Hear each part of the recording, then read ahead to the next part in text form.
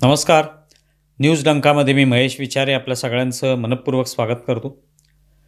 मित्रांनो, जम्मू काश्मीरमधल्या पहलगाम इथे जी दहशतवादी घटना घडली आणि त्याच्यामध्ये जवळपास 26 हिंदू पर्यटकांचा मृत्यू झाला, त्यांची हत्या करण्यात आली गोळ्या घालून. आणि घटना घडल्यानंतर आज जे काही आपण वातावरण पाहतोय, संतापाचं वातावरण आहे आणि कारवाईची मागणी केली जाते. अशा सगळ्या परिस्थितीमध्ये कुठून तरी असा सुद्धा आवाज येतोय की या सगळ्या याच्यामध्ये हिंदूंना त्या ठिकाणी निवडून, त्यांना बाजूला काढून, त्यांचा धर्म विचारून ज्या पद्धतीने मारण्यात आलं, ते याचा कुठे जास्त बभरा होता कामा नये, जास्त याची चर्चा होता कामा नये. तो विषयच आणू नका चर्चेला. आणि त्यापेक्षा या दोन समूहांमध्ये कसा बंधुभाव राहील, बंधुता राहील, भाईचारा राहील, या दृष्टीने प्रयत्न व्हायला पाहिजे. आता अर्थात हा मुद्दा योग्य असतो की बंधुभाव राहायला पाहिजे, दोघांमध्ये समन्वय राहायला पाहिजे, प्रेम आपुलकीची भावना असली पाहिजे. पण ही भावना जेव्हा व्यक्त केली जाते की अशा पद्धतीने भाईचारा असावा, ती मागणी प्रामुख्याने अनेक हिंदू लोक करत असतात. मग ते भलेही डाव्या विचारसरणीचे असतील, उजव्या विचारसरणीचे असतील, पण ते हिंदूंमध्येच ही प्रामुख्याने मागणी केली जाते की असा भाईचारा हवा, अशी बंधुता हवी, असा बंधुभाव असला पाहिजे.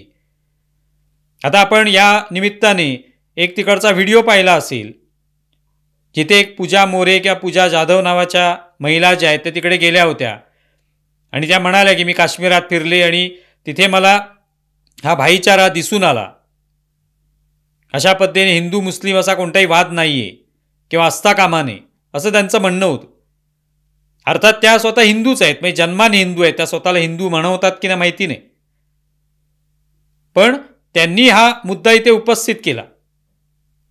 हा मुद्दा कोण उपस्थित करतायत? हिंदू उपस्थित करतायत. जर हा भाईचारा आवश्यक आहे, जर ही बंधुता आवश्यक आहे, तर ती दोन्ही बाजूनी असली पाहिजे. मुळात हे जे पर्यटक मारले गेले, हिंदू पर्यटक, आणि त्यांचं धर्म कोणता हे विचारून त्यांना मारण्यात आलं, ते किती निर्घृण होतं हे सगळ्यांनी पाहिलेलं आहे, सगळ्यांनी त्या कहाण्या ऐकलेल्या आहेत. म्हणजे या कहाण्या कोणी तयार केलेल्या नाही आहेत. हे आत्तापर्यंत सगळं स्पष्ट झालंय. सगळ्या जवळपास कुटुंबियांनी हे सांगितलं की तिथे काय घडलं, किती भयावह हे सगळे प्रकार होता, हे सगळ्यांनी सांगितलेलं आहे. त्यामुळे इथे कोणी हे तयार केलंय, हिंदू मुस्लिम कोणीतरी वाद निर्माण करतोय, अशातला अजिबात भाग नाही. हे सगळं घडलेलं आहे.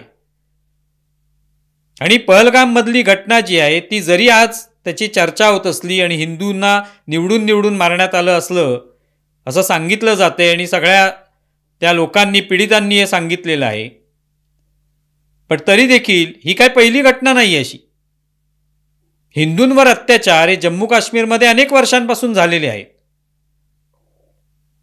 90च्या दशकामध्ये ते हिंदूंना तिथून पळवून लावण्यात आलेलं आहे. त्यांची घरदारं जी आहेत ती ताब्यात घेण्यात आलेली आहेत. तिथे आज हिंदू राहत नाही आहेत, तिथे तिकडचे स्थानिक मुस्लिम राहत आहेत. त्यांनी ती घरं जी आहेत ती स्वतःच्या नावावर केली असतील किंवा स्वतःच्या जमिनी घेतल्या असतील. आजही तिकडचा जो हिंदू जो पळून गेला तेव्हाच्या काळातला आणि त्यांच्या आजच्या ज्या काही पिढ्या आहेत त्या प्रतीक्षेत आहेत, आम्हाला पुन्हा तिकडे जायचंय. त्याविषयी कोणी काय बोलतं का? आता या निमित्ताने जर भाईचाऱ्याची आणि बंधुतेची चर्चा होतेच आहे, तर मग त्याची चर्चा व्हायला पाहिजे या विषयाची, की जे लोक तिकडून पळवून लावण्यात आले, हाकलून लावण्यात आलं जाहीररित्या, असं नाही की एखाद दुसरी घटना घडलेली, मोठ्या प्रमाणावर काश्मीर खोऱ्यातले सगळे हिंदू जे ते पळवून लावण्यात आले, ते पळून गेले आणि त्यांच्या सगळंच जे काही त्यांचं संपत्ती होती सगळी तिकडे सोडून ते निघून गेले. मोठ्या मोठ्या हवेल्या त्यांच्या होत्या त्या सोडून गेले, जमिनी होत्या, हे सगळं सोडून त्यांना पळावं लागलं.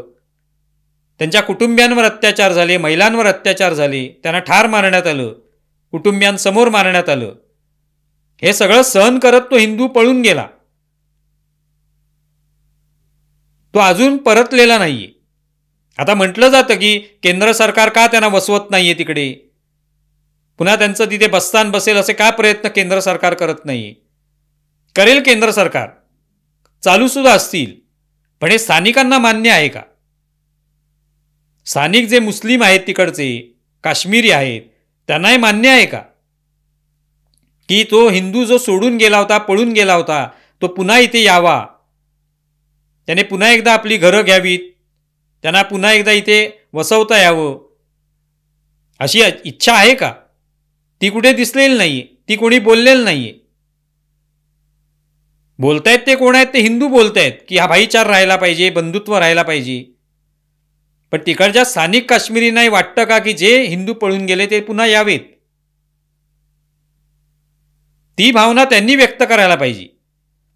त्यांनी त्या दृष्टीने मागणी करायला पाहिजे की आम्हाला भाईचारा हवा आहे, आणि त्यासाठी हे सगळे निघून गेलेले हिंदू, काश्मीरी पंडित हे पुन्हा तिथे आले पाहिजेत, काश्मीरी खोऱ्यात ते वसले पाहिजेत, आणि तेच होणं आवश्यक आहे. खरं तर हा जो काही हिंदू पळून गेलेला आहे तो पुन्हा मोठ्या संख्येने जेव्हा काश्मीरामध्ये वसेल, तिथे पुन्हा एकदा त्या जुन्या काळाप्रमाणे तिथे राहू लागेल, त्यांची मंदिरं असतील,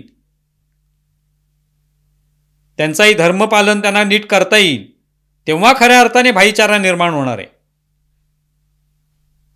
आता फक्त काय होतं की पर्यटक जातात, त्या पर्यटकांचा जो अर्थातच उपयोग जो आहे तो उत्पन्नासाठी होतो. पर्यटक मोठ्या संख्येने येतात, त्यांच्याकडून उत्पन्न मिळतं, ते तिथे राहतात, तिकडच्या सुविधांचा लाभ घेतात, आनंद मिळवतात तिथे काही काळ, आणि पुन्हा निघून जातात. त्यातून भाईचारा निर्माण होणार नाहीये. आज जे पर्यटक मारले गेले त्यानंतरही भाईचाऱ्याची गोष्ट निघाली, तर कोणी असं बोलतंय का की त्या काश्मीरी पंडितांना तिथे आणलं पाहिजे? ही बाबच कुठेही समोर येत नाहीये, कोणी बोलत नाहीये त्याच्यावर. त्यासाठी मोर्चे निघाले पाहिजेत की होय, आम्हाला भाईचारा हवा आहे, आम्हाला बंधुता हवी आहे हिंदू आणि मुस्लिमांमध्ये, आणि त्यासाठी तिकडचे पळून गेलेले हिंदू पुन्हा तिथे आले पाहिजेत, ही स्थानिक काश्मीरी मुस्लिमांनी मागणी केली पाहिजे, तर त्याला अर्थ आहे. पण दुर्दैवाने चित्र उलटं दिसतं. अनेक दहशतवादी तिथे मारले गेले, आतंकवादी मारले गेले, किंवा त्यांना फाशी देण्यात आलं. त्यानंतर काय झालं? त्यांच्या अंत्ययात्रेला मोठ्या संख्येने जमाव जमलेला आपण पाहिलेला आहे. बुऱ्हाणवाणीचं उदाहरण आहे आपल्या डोळ्यासमोर. इतक्या मोठ्या संख्येने तिथे लाखो लोक जमतात आणि दुःख व्यक्त करतात की आपल्यातला एक माणूस गेला. जे आतंकवादी याच हिंदूंवर हल्ले करतायत, भारतावर हल्ले करतायत, काश्मीरला स्वातंत्र्य मिळवून देण्यासाठी प्रयत्न करतायत, मग भाईचारा निर्माण होणार कसा? ही जी लाखोंची संख्या बुऱ्हाणवाणीच्या अंत्ययात्रेला जमते, तीच या 26 हिंदू पर्यटकांसाठी का जमली नाही, हा प्रश्न आहे ना. चुकीचा आहे का सांगा तर्क हा? का त्यांच्यासाठी ही सगळी जमली नाहीत लोक? काही ठिकाणी झाले, त्याचे निषेध केले गेले, मेणबत्ती मोर्चे निघाले, पण त्यासाठी का हे जमाव आला नाही मोठ्या संख्येने? नाही झालं ते चुकीचं झालेलं आहे, आम्हाला इथे हिंदू जे आहेत ते हवेत. आता हे 3-4 वर्ष कदाचित हे पर्यटन सगळं बंदच होणार आहे तिकडचं, पुन्हा चालू होईल कदाचित. पण ते पर्यटन आणि फक्त उत्पन्न, व्यवहार एवढ्यापुरतंच मर्यादित राहील. भाईचारा निर्माण करण्यासाठी तिथे हिंदू हवा आहे, पण तो हिंदू तिकडच्या अनेक लोकांना नको आहे. काही उदाहरणं दिली जात आहेत आज हे सगळे घटना घडल्यावर, की काही तिकडच्या मुस्लिमांनी कोणाला तरी मदत केली, कोणाला तरी वाचवलं, कोणाला तरी आसरा दिला, कोणाला तरी रिक्षातून त्यांनी कुठे विमानतळाला सोडलं, कुठेतरी आणखी लांब नेऊन सोडलं, त्यांच्या हॉटेलवर नेलं, कोणीतरी पाठीवर घेऊन त्यांना वाचवलं. हे सगळं दाखवत आहेत, पण ही अपवादात्मक उदाहरणं आहेत. सर्वसाधारण वातावरण तसं आहे असं अजिबात नाही. म्हणजे दिसायला पाहिजे ना वातावरण, ते दाखवण्याची जबाबदारी हे तिकडच्या स्थानिक मुस्लिमांची असली पाहिजे. त्यांचे असे लाखोंचे मोर्चे पॅलेस्टीनच्या बाजूने होतात, आपण पाहिलेले आहेत. ते पॅलेस्टीनच्या समर्थनार्थ, इस्रायलच्या विरोधात हे मोर्चे काढले जातात. पॅलेस्टीनचा तसा भारताशी काहीच संबंध नाही, पण ते मोर्चे काढले जातात. पण मग ते याच मारल्या गेलेल्या हिंदू पर्यटकांसाठी का काढले गेले नाहीत? का वाटत नाहीये भाईचारा म्हणजे फक्त पर्यटक यावेत आमच्या इथे, आम्हाला उत्पन्न द्यावं, आम्हाला जी काय पोट भरण्यासाठी आम्हाला पैसे आवश्यक आहेत ते त्यांनी द्यावेत आणि निघून जावं, त्यांचा नंतर जम्मू काश्मीरचे काही संबंध नाही. ही भावना कशी काय भाईचारा निर्माण करणारी? तेव्हा हिंदू मुस्लिम असा वाद निर्माण करू नका, त्यांच्यात भाईचारा असला पाहिजे असं जे म्हणतायत त्यांनी याची उत्तरं द्यावीत की हे जे काही पळून गेलेले काश्मीरी पंडित आहेत, हिंदू आहेत, त्यांना तुम्ही वसवणार आहात का पुन्हा? नाहीतर मग कशाला जायचं काश्मीरला? फक्त फिरायला जायचं, आनंद साजरा करायचा, फोटो काढायचे, पैसे खर्च करायचे खाण्यापिण्यावर, हॉटेलमध्ये राहण्यावर आणि पुन्हा जायचं निघून. हिंदूंना तिथे स्थानच नाही, हिंदूंनी तिथे राहायचं नाही, राहिला तर तुम्हाला मारले जाल, हा जर संदेश वारंवार दिला जात असेल तर भाईचारा राहणार कसा? आपण पाहिलं मध्यंतरीच्या काळामध्ये कोण बँक कर्मचारी आहे, बँकेचा कोण मॅनेजर आहे हिंदू, कोण शिक्षक आहे हिंदू, त्याला मारण्यात आलेलं आहे, दहशतवाद्यांनी मारलेलं आहे. संदेश हाच आहे की हिंदू इथे राहू शकत नाही, ही हिंदूंची भूमी नाही. कारण हिंदू राहिला, हिंदू मोठ्या संख्येने असेल तर तो भारतासोबत राहणार आहे, त्यामुळे हिंदू नको. मग हिंदू एकदा निघून गेला आणि मुस्लिम बहुल तो भाग झाला जो आहेच आज, की त्यातला मोठा वर्ग जो आहे तो काश्मीरला स्वातंत्र्याची मागणी करेल, तो पाकिस्तानबरोबर जाण्याची इच्छा व्यक्त करेल, हेच हवंय काही लोकांना. त्यामुळे भाईचारा वगैरे जो आहे तो बोलण्यासाठी फक्त आहे आणि ते हिंदूच तिकडे जाऊन काही बोलतायत, त्याला काहीच अर्थ नाही. भाईचारा बंधुभाव हवा तर त्या काश्मीरी पंडितांना पुन्हा आणा.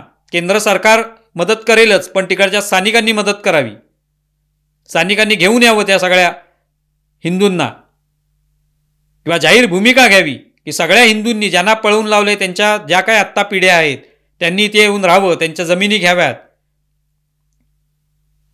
त्यांना इथे वसवण्यात यावं, आम्ही सगळे मदत करायला तयार आहोत. आत्ताचं सरकार तिथे आहे, ओमर अब्दुल्ला तिकडचे मुख्यमंत्री आहेत, त्यांनी भूमिका घ्यावी. फक्त केंद्र सरकारच्या योजनांचं कौतुक करून चालणार नाही. केंद्र सरकारची ही जी भूमिका आहे हिंदूंना वसवण्याची, त्या भूमिकेचं पण समर्थन करावं की या सगळ्या हिंदूंनी इथे या, राहा, ही तुमचीच भूमी आहे. नाही त्या भाईचारा बंधुत्व याला काही अर्थ नाही. तुम्हाला या संदर्भात काय वाटतंय जरूर कळवा. आमचा व्हिडिओ जास्तीत जास्त लाईक करा, शेअर करा आणि आमचं यूट्यूब चॅनल सबस्क्राईब करा. धन्यवाद.